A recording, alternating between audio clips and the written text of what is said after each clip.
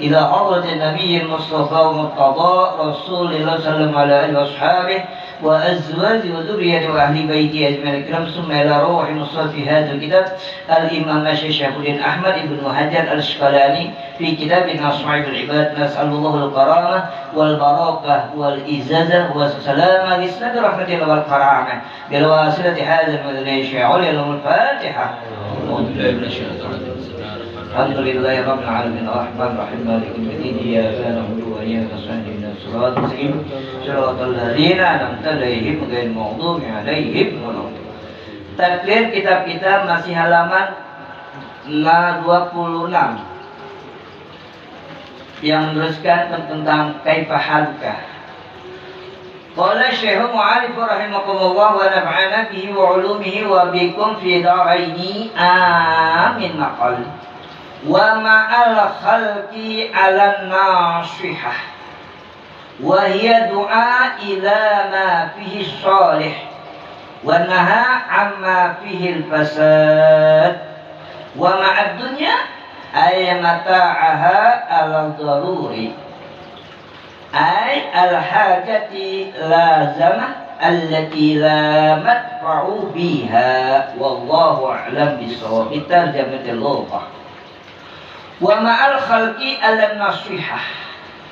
Orang-orang soleh, ya, kalau ditanya sedang apa kalian, bagaimana keadaanmu, ma'al khalqi, jika kita berkumpul, kami berkumpul ma'an nas, kepada manusia, alam nasihat, saling nasihat menasihati, ya, saling nasihat menasihati. Jadi kumpulnya kita, kumpulnya orang-orang soleh, enggak ngelumpi, enggak ngegosip, enggak bicara politik, tapi apa? An-nasihatu wan nasihat.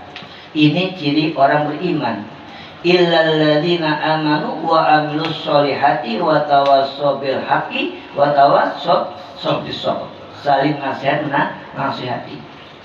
Alladzina amanu yastama'u lis sabri wan nasihati wal ma'asiyati.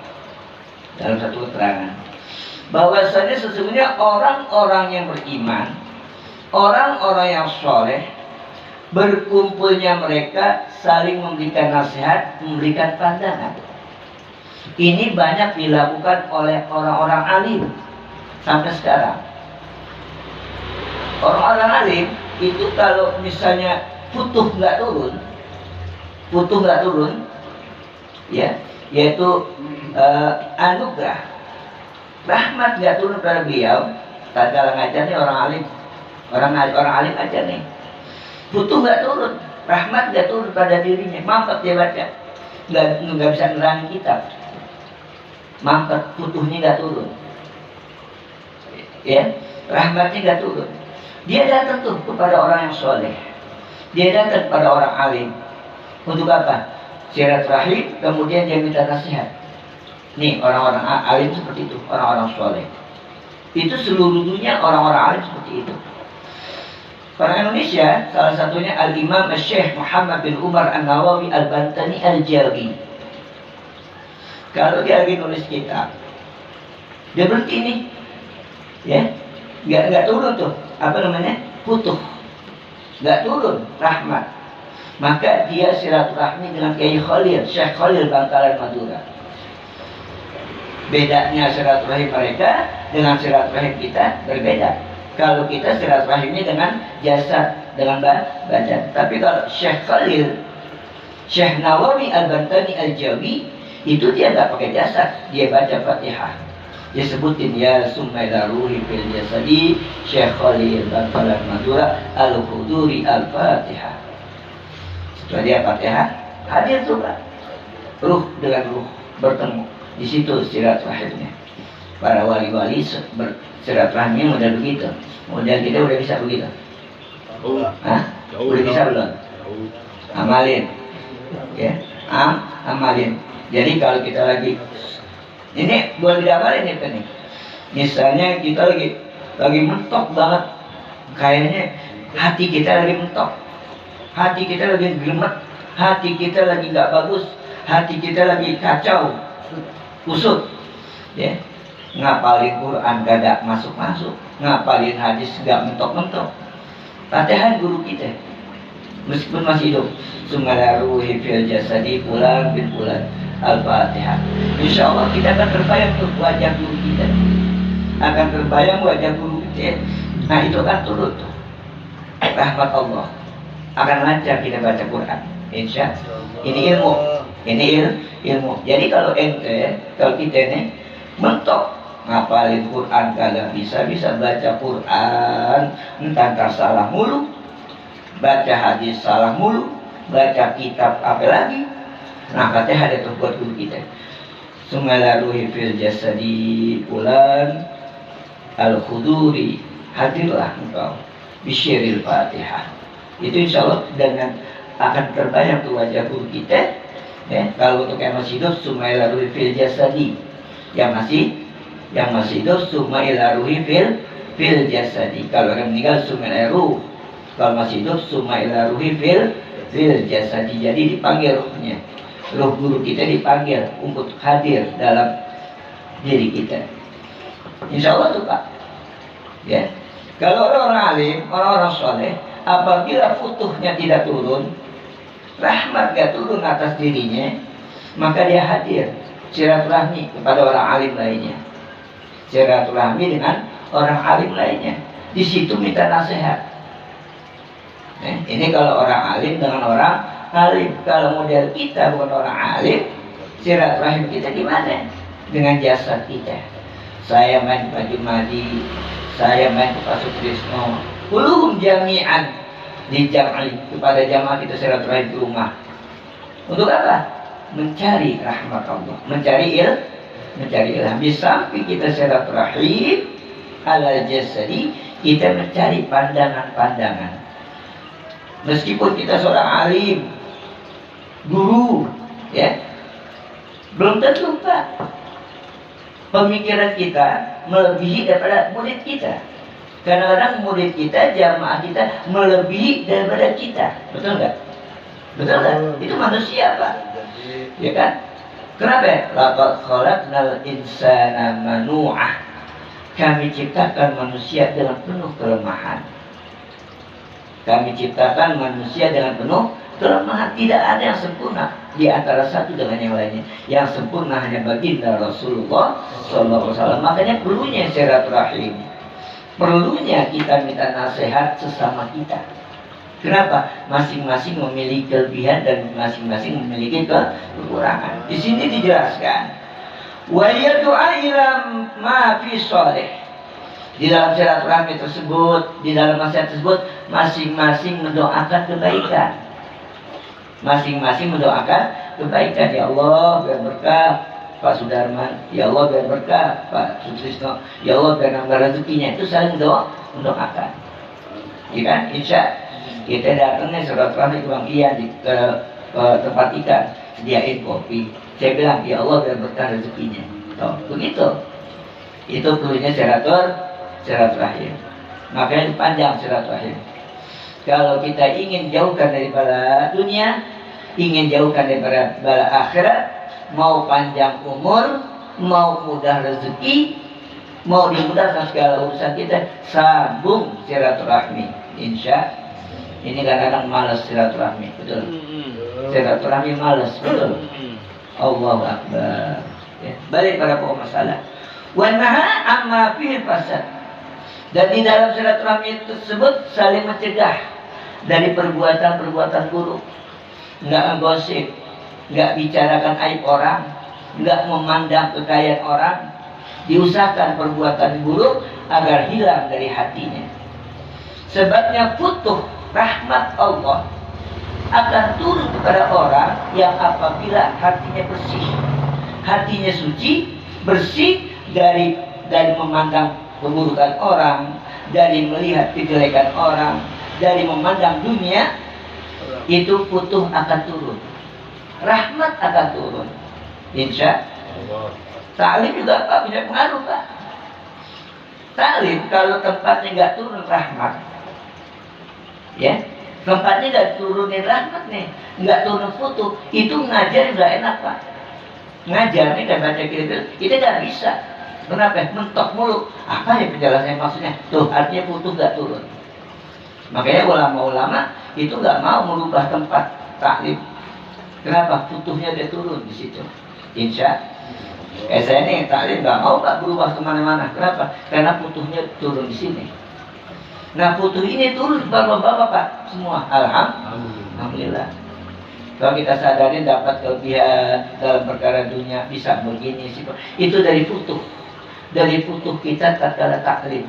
Insya hidayah Allah turun, rahmat Allah turun. Jadi setiap orang taklim itu rahmat Allah turun pada kita. Alhamdulillah. Disebut Futuh. Makanya saya sering baca Allah Ta'ala Futuhal Arifin wal Futuh wal Munuh wal Rusuh wa Tobatan Nasuh wa Syihatil Jasadi wa Ruh. Ini doa para wali, Pak. Doa para wali, para hamba itu doa ini tuh. Udah apa belum? Karena udah saya kasih. Allahumma nas'aluka al-futuhal arifin wal Futuh wal Munuh wal Rusuh wa Tobatan Nasuh wa Syihatil Jasadi wa Ruh. Apalin? Kalau bisa diseling. Di antara doa itu ada selingan seperti itu. Insya. Selanjutnya, wa ma'ad dunya ay muta'aha ala darurah. Kami bersama dunia, kami butuh dunia tatkala dalam keadaan darurat. Butuh banget orang-orang soleh, ya, baru dia minta kepada dunia. Orang-orang tasawuf, ulama-ulama sufi, dia berdoa nggak pernah minta Allahumma inna nas'aluka rizqan halalan thayyiban mubarakan wasi'an, nggak pernah. Kenapa orang-orang tasawuf nggak pernah berdoa seperti itu? Karena meyakini Allah senantiasa menurunkan rezeki, nggak perlu diminta. Nggak perlu diminta, Allah turunin rezeki. Beda sama kita, orang-orang yang masih syariat, orang yang masih difikih. Kita doa pasti Allahumma inna nas'aluka rizqan halalan thayyiban mubarakan wasi'an alaina ya Allah. Orang-orang tasawuf udah gak pernah baca doa begitu, Pak. Kenapa? Allah dia yakin rezeki udah dijamin oleh Allah meskipun kita gak minta. Ya, orang-orang soleh kalau minta dunia itu dalam keadaan darurat, dalam keadaan memaksa, terpaksa dia berminta. Masya Allah. Kenapa? Hakikat rezeki itu ada dua versi antara Imam Syafi'i dengan Imam Malik. Pada suatu masa, suatu hari, ya, kata Imam Syafi'i, ya Imam Malik, saya mau mencari rezeki dulu. Fantasilu fil ardh. Saya ingin bertebaran ke dunia untuk mencari rezeki. Ini versi Imam Syafi'i. Imam Malik, saya nggak perlu nyari rezeki, katanya. Rezeki datang sendiri. Imam Syafi'i jalan terutuk, ketemu di ladang kurma, di ladang anggur. Melihat ada orang lagi metikin anggur. Ditemuin orang yang punya. Pak, siapa pemilik anggur ini? Saya. Kenapa? Saya ingin bekerja. Silakan kerja, ngambilin anggur Imam Syafi'i. Sampai sore dia pulang, datang ke Imam Malik. Dan bawa tuh anggur. Ya Imam Malik, ini anggur. Ini saya dapat dari hasil usaha saya, rezeki. Kata Imam Malik, saya dari pagi gak ngapain, anggur datang sendiri. Saya gak ngapain di rumah, anggur datang sendiri. Itu namanya rezeki. Artinya rezeki itu beda makom, beda caranya. Kalau orang-orang sudah duduk tasawuf, orang-orang yang ahli zikir, itu dia nggak perlu nyari rezeki datang sendiri, insya.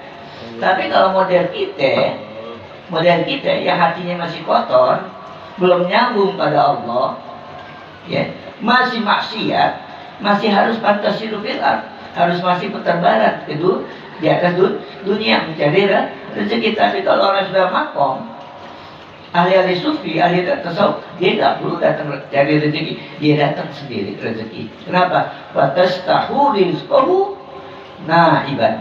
Sesungguhnya rezekinya orang-orang yang soleh itu kami jamin. Wadaiban, tanpa harus bekerja keras, tanpa harus bekerja keras. Makanya Syekh Imam Athaillah As-Sukandari dalam kitab Al-Hikam, wala tahassuhu hajatuka. Jangan kamu memaksakan Allah. Jangan kamu memaksakan Allah untuk memenuhi hajat kamu. Meminta hajat kamu dipaksa Allah untuk memenuhi hajatnya. Sementara kamu tidak pernah memenuhi hak-haknya Allah. Kita harus malu, ini tasawuf nih Pak. Jadi kita nggak boleh mengatakan sama Allah, ya Allah biar berhasil anak saya jadi orang pintar. Ya Allah biar jadikan anak saya menjadi orang yang sukses. Itu namanya maksa sama Allah. Jangan pernah kita memaksa Allah untuk memenuhi hajat kita.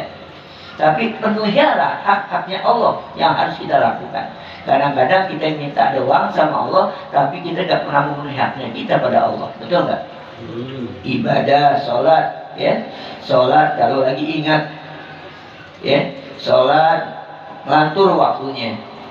Karena 1:30 waktu zuhur. Bagaimana kita memaksa Allah?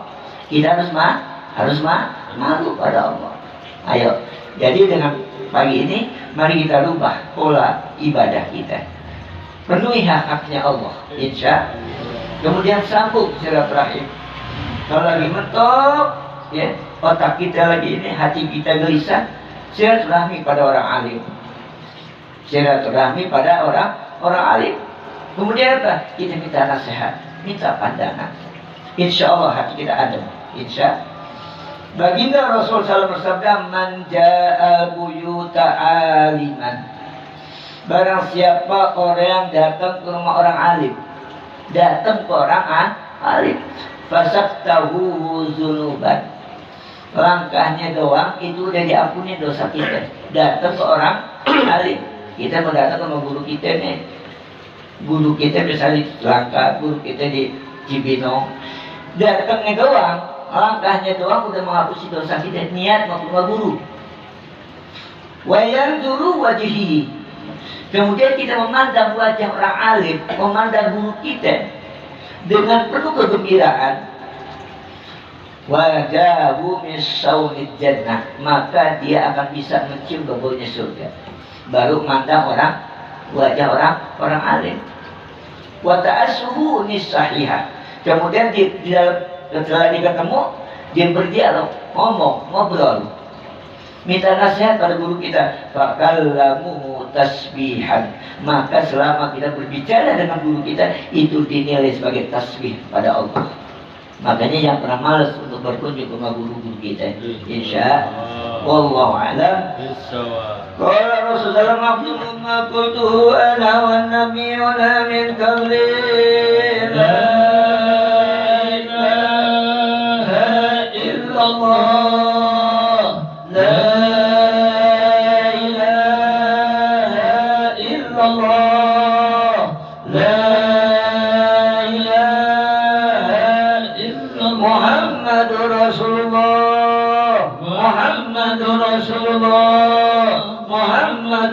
Kalimatul haq. Bismillahirrahmanirrahim. Alhamdulillahirabbil alamin hamdan syakirin hamdan na'imin hamdan kafi mazidan ya rabbana wa lakal hamdu wa lakal syukrul azim sultanik. Allahumma shalli ala nuril anwar wa syiril asrar wa tiyakil akhyar wa miftahi babi yasar sayyidina wa maulana Muhammadin al-Mukhtar wa ali ashab wa ashabil akhyar ajadan ni'amillahi wa ibtalih. Allahumma hayyina bil iman wa amitna bil iman wa انصرنا من الإيمان. اللهم اجعلنا ديننا دين نبينا محمد صلى الله عليه وسلم وإسلامنا إسلام المسلمين وإيماننا إيمان المؤمنين وشهادتنا شهادة الملائكة المقربين وصلاتنا صلاة الخاشعين وركوعنا ركوع المتضارعين وسجودنا سجود المتواضعين وقيامنا قيام الخائفين ونياتنا نية المخلصين وأعمالنا أعمال الصالحين وذنوبنا ذنوب المستكبرين والحياتنا حياة العلماء وموتنا موت الشهداء والزمرة الأولياء وادخلنا جنة مع الأنبياء يا رب العالمين. رب اغفر لنا ولوالدينا وارحمهما كما ربونا صغارا. رب اغفر لنا ولوالدينا وارحمهما كما ربونا صغارا. ومن جميع المسلمين والمسلمات والمؤمنين والمؤمنات الأحياء منهم والأموات. اللهم اجعل أولادنا من أهل العلم وأهل الخير وأهل الرزق وأهل التقوى وأهل القرآن وأهل الدين، ولا تجعلنا وإياهم من أهل الشر والضير. بسم الله الرحمن الرحيم. اللهم لا سهل إلا ما جعلته سهلا، ولا تجعل حزني إذا شئت سهلا. اللهم لا سهل إلا ما جعلته سهلا، ولا تجعل حزني إذا شئت سهلا. اللهم يا كافي البلاء اكفنا البلاء قبل نزوله من السماء يا الله. اللهم يا كافي البلاء اكفنا البلاء قبل نزوله من السماء يا الله. اللهم سهل طريقة مكة المكرمة والمدينة المنورة لزيارة مقام رسول الله صلى الله عليه وسلم. اللهم سهل طريقة مكة المكرمة والمدينة المنورة لزيارة مقام رسول الله صلى الله عليه وسلم. اللهم ارزقنا زيارة الحرمين. اللهم ارزقنا زيارة الحرمين. اللهم ارزقنا زيارة المكة المكرمة والمدينة المنورة. اللهم ارزقنا زيارة المكة المكرمة والمدينة المنورة يا رب العالمين. يا رسول الله يا ربيع الشان ودرجي يا رسول الله مناديك يا ربيع الشان ودرجي يا رسول الله سلام عليك يا ربيع الشان. وصلى الله وسلم Muhammad wa sayyidina Muhammad alhamdulillahi rabbil. Bapak usahain besok Senin dan Selasa puasa 2 hari.